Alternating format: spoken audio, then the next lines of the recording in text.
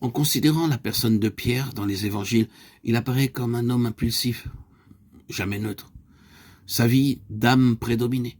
Parmi les 12, il fut celui qui fut le plus souvent repris, sans pour autant que ne cesse son ardeur.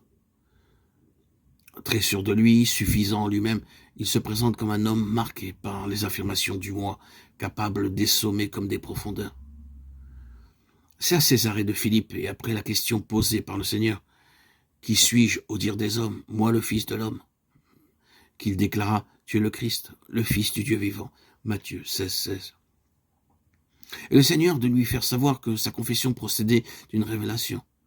Il faudra que Pierre soit amené par d'amères expériences à la connaissance de lui-même.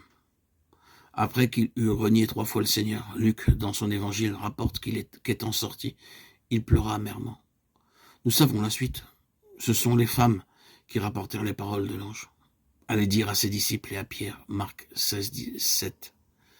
Le Seigneur savait combien son disciple était découragé, abattu, réfléchissant à la profondeur de sa chute. Aussi ces paroles, et à Pierre, touchèrent fortement son cœur. Est-ce possible qu'il ne m'ait pas rejeté? Mais non. Pourquoi aurait-il dit « et à Pierre » ? Ce fut pour cet homme des moments terribles en vérité.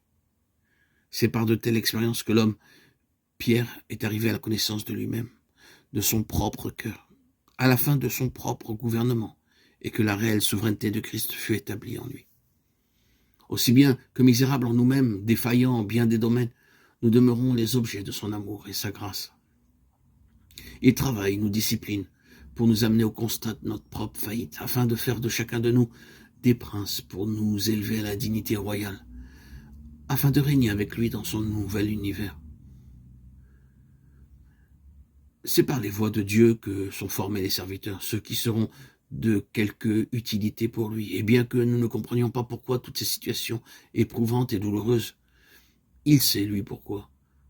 Il veut que nous soyons de ceux qui chanteront le cantique de l'agneau, celui de notre histoire spirituelle, et cela pour sa seule gloire.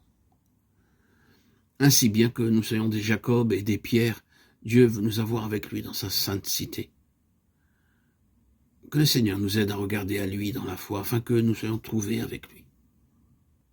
Dans les jours sombres où nous sommes, où bien des valeurs spirituelles ont été perdues, où l'activité des puissances des ténèbres est particulièrement active et l'œuvre des esprits séducteurs manifeste.